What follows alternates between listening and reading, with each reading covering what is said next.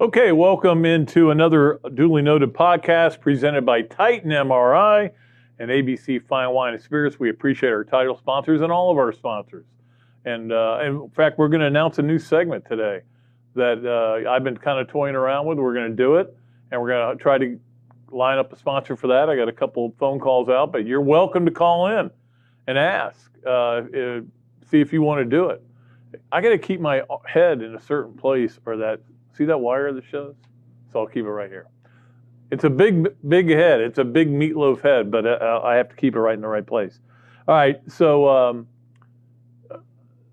you can watch us on Facebook and YouTube, of course, and many of you do, and I love that people like to watch it. Also, listen to us on Apple Podcasts, Spotify, Google Podcasts, iHeartRadio, WRUF.com, Podbean, any of 39 platforms you can find the podcast or your favorite podcast. Remember to like, follow, and subscribe so you don't miss an episode. And we've got fans out there. I know that. We got a lot of listeners, a lot of people listen, and I just want I want to keep this going. I think it's been a lot of fun for me. I'm enjoying it, and I'm trying to come up with different ideas of things that we can do to make it even better. And again, the reason we read you all this stuff is we want you to know exactly how to get it. The thing I'm going to start, and it will start probably Friday with Friday's show. Well, it'll have to be on Friday, and you'll find out in just a second. But we're calling it the Friday Football Fix. Now, this is something that I used to do at the Gainesville Sun. I had a daily football fix. I would write a lot of them. Robbie would write some. We had another writer that would write some sometimes. But it was kind of my thing. And so I'm going to keep doing it out here on this podcast. So we're going to do the Friday Football Fix, and it could be anything I want it to be, okay? And I'm open to suggestions on that as well. If you say, hey, I'd like to know what are your 5 favorite stadiums that you go to, okay? Stuff like that. So it could be stuff like that. Or it could just be like the 5 loudest moments in the swamp. Or it could be, it doesn't have to be 5. It can be 4. It can be 3. It can be 2. It can be 1. But no, it's going to be some kind of a little feature that'll keep you engaged with football. Because look, let's face it, it's 4 months until camp starts. So it's a long time without football. I mean, we know the NFL knows what they're doing, and they have somehow managed to make football year round. But for example, we don't have media days until the middle of July. And so that's a long time to go with that. So we'll start that on Friday, I should say. The Friday Football Fix. And again, it can be about just about anything. Of course, basketball tournament is one of the big stories that's going on right now. And it's going to be interesting to see how everything goes forward. It is kind of funny. I find it funny that we really root for now, nobody was rooting in Gainesville for Oral Roberts. I get that. But you root for the underdogs. There might have been one guy. You root for the underdogs until it gets through the first weekend. And then you're like, I'd really like to see these teams playing in the Final Four. I don't want to see some of these others. And that's where you get, like Loyola Chicago was a hard team to figure whether you wanted to root for them or not. Maybe you don't have the same dilemma I do. But I had a hard time because I was sitting there going, all right, wait a minute. They're Cinderella, but 3 years ago they were in the Final Four. So can you still be a Cinderella? Well, the other team hasn't been in the tournament in 32 years. Right? Hasn't gotten a win in the tournament in 32 years in Oregon State. But they're a Power 5 team. They're not the underdog. I mean, the spread is one thing, but they're not. It's not like that underdog mentality. But that's the thing. When you get to the Sweet 16 and the Elite Eight, you start saying, I'm good with Gonzaga and Baylor and Alabama and those kind of teams winning Arkansas so that they can, we'll see a better game. And that's our thinking. It's great when the underdog does make it to the tournament or through the tournament. And even if they do get in the Final Four, yeah, it's kind of a good story. But the fact is, you don't know any of these guys. You've learned a little bit about them, but you don't know them. You don't know them. You know the guys who are playing basketball and in the SEC and that you see all the time and everything like that. All right, so now it's my great pleasure to bring on the guy who was the first guest on this show. Did you know that, Chris Doering? I did. I knew it, but I was hoping to become the first guy to come back twice. Now, do I get that honor as well? Yeah, you are the first. Right, good. You're the first double. Good. You're kind of my Charles Nelson Riley. You're my go-to guy. I appreciate that, brother. Again, we reminisce about the days at what was that 97X or whatever. We did the shows together there for a little while, and been quite a while. I like that place. I like that little, the way they had it set up, and the music from that station was pretty good. Yeah. We just had Danny on last week, and I was thinking about this, and I was going to ask Danny this question, but Danny's doesn't kind of get me the way you do. Yeah. And so the question I had is, what if he overthrows you at Kentucky? I think your worse. lives would be different. I think worse, what if I would have dropped the pass? If you had dropped? Yeah, you would have ruined his life. It was because seriously, remember, nobody really knew who I was. Early in that Kentucky game, I caught my first career touchdown, which I thought was a huge accomplishment in and of itself. Having been a walk-on just weeks before, getting my scholarship there at the end of camp that year, and then, so if I dropped that pass, not only do I probably not become, what I've become, but I would imagine, Danny threw 3 or 4 picks in that game, so he doesn't really have a chance to rebrand himself after a disastrous night either. So who knows what happens with him too. Steve might have gone to Terry Dean. Yeah, we'll start Terry. Lost the Kentucky game, so season's over. Yeah, you never know, man. But things happen for a reason, man. It was just, we talk about it forever, but I just have so many great memories of that night in Kentucky and that flight home. It just, the best part about that, Pat, was Judd Davis was sitting next to me. And you didn't have cell phones, as you know. We used Judd's dad's credit card to call on those, on the phones on the back of the seats. We were calling back home and celebrating and stuff. So we ran up a nice little bill on Mr. Davis. That's hilarious because I remember I probably did it in my lifetime maybe 4 times. Yeah. Because it was always so expensive. So whatever a normal phone call would be, you took it and you put another 0 at the end of it or something. That's right.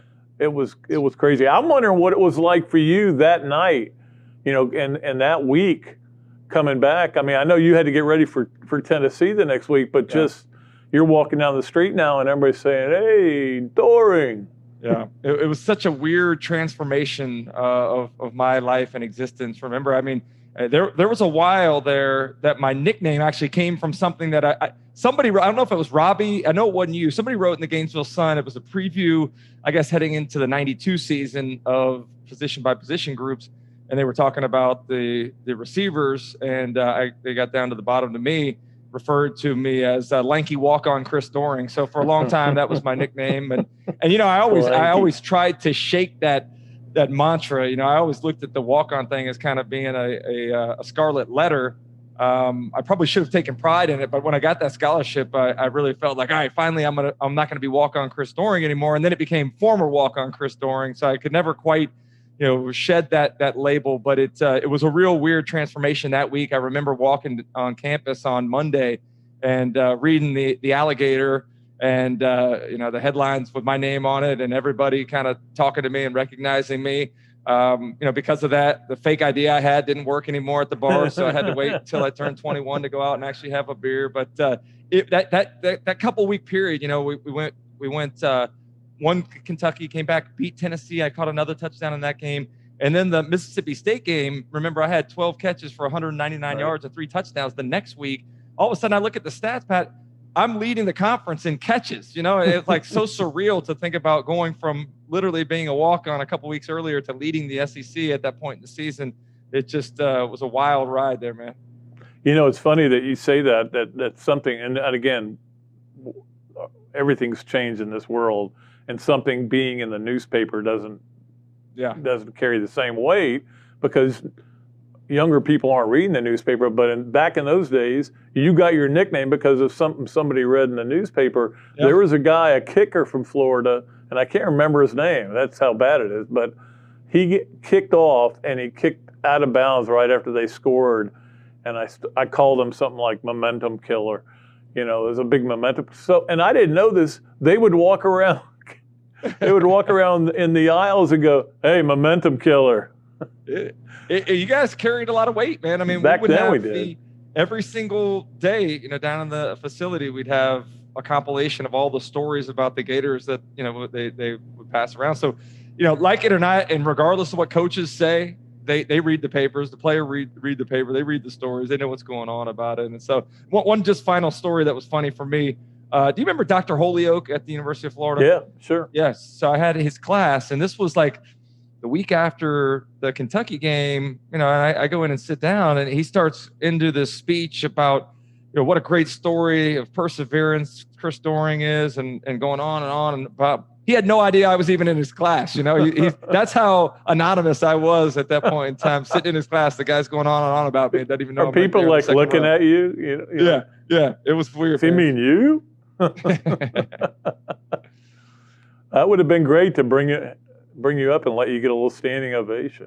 That's right. Hey, I just think about, Pat, you know, I don't know if it's a good thing or a bad thing. I think about the connectivity of our world today, like the damage you could do after catching a touchdown like that with like social media, Instagram, coming back and being able to go out. Like, I don't even know how we ever hooked up with our friends or met anybody or had a chance to really connect with anybody outside our immediate circle, outside of just blind luck of bumping into somebody. But I don't know if it's a good thing now to have that connectivity, or it's a little bit of a curse as well.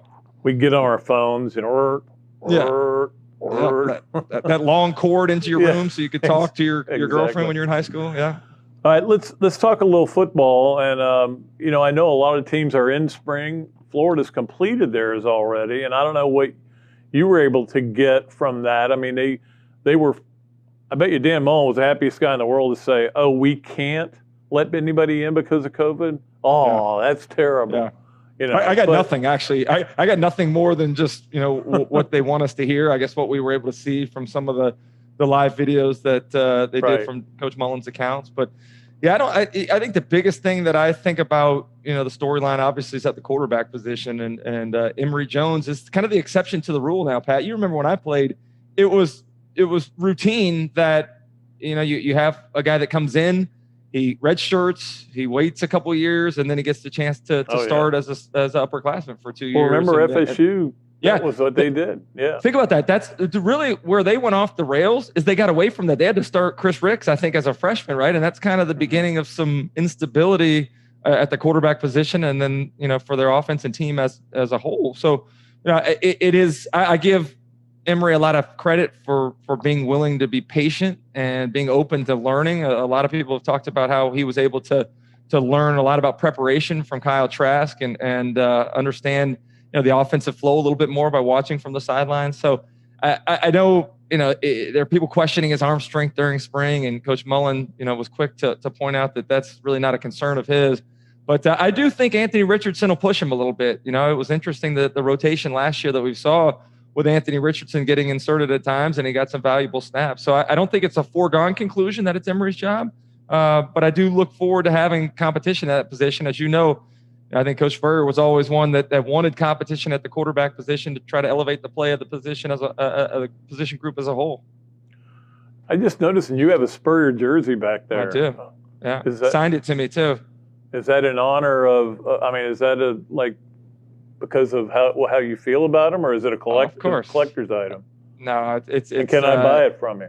You cannot buy it from me. It's autographed to Chris. I think he said one of my favorite players of all time, which, you know, it's such a great honor for me and somebody that I owe so much to. Pat, as you know, not only did he give me a chance at Florida walking on, and most coaches pay no attention to walk-ons. Most coaches would never give a guy like me an opportunity, but he let me compete. And remember that year we had 3 freshmen come in that were scholarship guys: Sorolla Palmer, Jack Jackson, and Ed West. And I got a chance to be right alongside those guys, and he considered me to be an equal with that group. And so I owe so much for him, my development and experiences at Florida, but also, he revitalized my career in the NFL. Pat, you remember after I tore my Achilles with the Denver Broncos, I tried to come back the next year. I wasn't quite healthy again. I was out that year.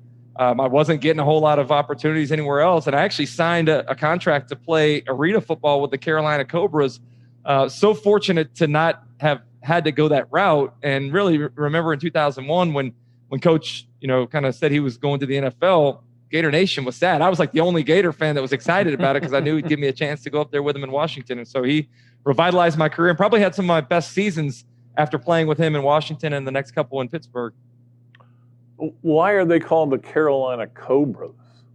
They are not called the Carolina Cobras anymore, but I'm not. Are there a lot of Cobras in Carolina? I think it's just the alliteration, looking for some C words perhaps that made it sound good. But I don't think there's. I've been in Carolina, as you know, every weekend I go up to North Carolina and yet to run across a Cobra. So maybe it's a little unfair. You're going to walk around the corner and it's going to be sitting there ready to strike. I never should have said that. I'm going to jinx myself. Let me go back to what we were talking about with Emory and the one thing that I wrote about for Gators Wire is because I've studied kind of the history of Dan Mullen. He doesn't pull quarterbacks. He kind of lets them go. And, everybody's assumed that Kyle Trask would have started, that year he got hurt for Felipe. But look, I think he would have, but who knows? Because he sticks with his guy. Yeah, he does. And I appreciate that loyalty. I appreciate the longer rope, the opportunity to work through some of those issues. And I think whoever wins that job is going to get an opportunity. I think obviously the schedule is a little easier at the beginning of the year. So you get a chance to get your feet underneath you a little bit as a quarterback there, as a leader of that offense, as an offense as a whole. So I do think that's a benefit. But I love, I had a discussion with him his first spring here in Gainesville about what their approach is during this time of year. He said, look, we'll throw the entire playbook at these guys. We want to expose them to everything we do, and then we'll go back and watch it, and we'll see the things that they did the best. We'll maybe put some stuff to the side that doesn't fit them quite as well. So they really get to know each of their quarterbacks' strengths and weaknesses at this time of year and kind of put that in some notes for when they get to fall to try to hone in what they're trying to do specifically throughout the fall and into game preparation. I've talked to people who say that everybody thinks that Dan Mullen has this big, huge playbook and a million plays, but when they're getting ready for a game that week, they're only putting in a handful of plays. I mean, there's not much, and there's varieties off that. Like you guys didn't do a lot of read and react on the routes that you ran with Coach Spurrier, did you? No, we did. We had Coach was great about putting together two different styles of things. First and foremost, we'd have our curl or corner versus two high safeties versus one high safety. So, you're reading the same thing that the quarterback is and you're on the same page there. He would also have plays where, all right, the right side is for cover two. The left side is if we get combo coverage or something. So there was always something that was built in that should work, whether it's adjustment of routes or if it's a quarterback reading one route, one side of the play to the other. Depending on what the defense is showing from their alignment. Interesting. Hey, before I let you go, one thing I've been thinking about a lot, because I have time to think now that I'm retired, is how everybody last year was all in love with the Gators. Remember, going into the season, is Florida going to? It's their time to take over Georgia, and then Florida beat the snot out of Georgia.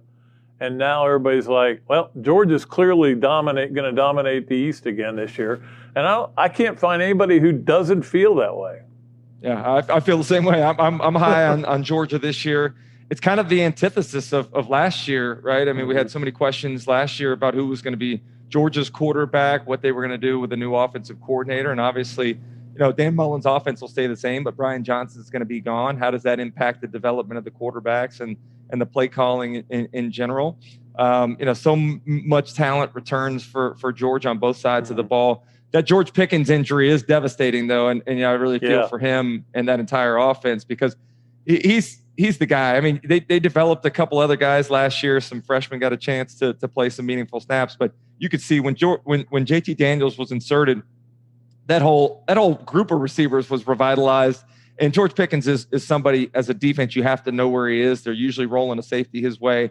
So it's not only going to affect that offense in terms of his production that's going to be lost, but also what he opens up for those other guys around him. So I do think that brings Georgia back to the pack a little bit more. But I think there is a gap, or at least enough questions right now about Florida to put Georgia as the favorite right now.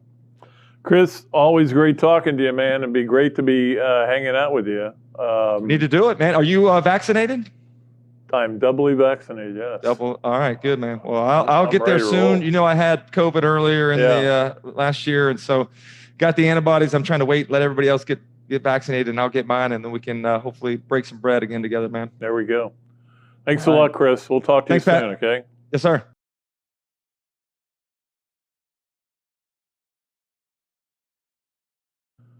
All right, thanks again to Chris Doering for coming on the show. We appreciate him. And yeah, he was the first guest, and now he's a guest this time. And we'll have him on, 3 or 4 times a year because we love talking to Chris, and he is with the SEC Network. So not only is he really good at being in his job, but he's just a good guy to talk to. So we love having him on there, and can't wait for football season again to start. And Lee McGriff's going to join us a little bit later, another great receiver and another guy who does TV and radio and stuff like that. So, of course, he is next to the voice of the Gators all the time, doing all those games. It is time now for the Leonardos at Millhopper Quick Picks. Now, we had a couple people qualify, or at least I thought we were going to have a couple people qualify. And then things turned sour. But we'll have it all. I got to go back and look at a few of the other things as well, just because I got to double check to make sure we have all the names down, because what we're going to do is we're going to give you one more chance to get in today to qualify. And then on Friday, we're going to pick it, and that person will win $50 from Leonardo's Millhopper and some other great stuff, including a shirt and some other good stuff, hats, stuff like that. We like to send them out, and we appreciate all of our listeners and watchers so much that we just want to do something like this for people. We want to keep doing it, and we appreciate so much Leonardo's and Millhopper for being the sponsor, and they're still with us, and they're going to stay with us. And Kyle down there doing a tremendous job. So we will pick on Friday one of the names out, and that person will win. All right, and we're going to make this so easy today that there's no way somebody's not going to make it in. I know a lot of people are going to make it in. Hopefully everybody can make it in. It's been a weird year, though, the way when we streamlined the contest, we actually got fewer people in. So maybe we need to think it again. Evan and I will put our heads together, and we'll come up with something. All right, so this is simple. Florida plays Mercer in baseball. They play Jacksonville in softball for in the midweek games I'm talking about. Of course, we're not going to do the series Friday. We'll probably could do the series, but instead we're going to wait till Monday to do another one. Yeah, you're confusing me. All right, so here's the deal. Florida plays Mercer in baseball, Jacksonville in softball. I put the over-under runs, total runs, at 11. And I did that before Florida swept LSU again today, winning 9-3. And they just blistered the ball against LSU. And give Tim Walton and his team credit. LSU's a very good team. I can't explain baseball, on the other hand, and I'm not going to try to. I will save that. Maybe we'll get Jeff Cardozo on down the road because we just had him on the other day. But maybe we need to talk to somebody else. Maybe they can figure out what's going on with the Florida baseball team. But anyway, that's the only one you have to do. One question. Just say over or under. Say it loud and say it proud. Okay? Over or under total runs in the 2 midweek games for baseball and softball. Over or under. In fact, I've almost thrown you a softball. Like you can go under, man, the way they've been scoring runs. But then, of course, I say that. Next time somebody comes in, they're pitching like crazy, you end up with 2-0 games, okay? Over under 11 runs. That is it. All right, we will take a break. And when we come back, we'll be joined by the great Lee McGriff. I can't wait to talk to him. One of my favorite people in the world, here on another duly noted podcast. This is Pat Dooley, and I want to tell you about my friends at the Gainesville Quarterback Club. I'm a member, and you should be too. It's the oldest Gator booster club in the world and a great place to meet new friends, network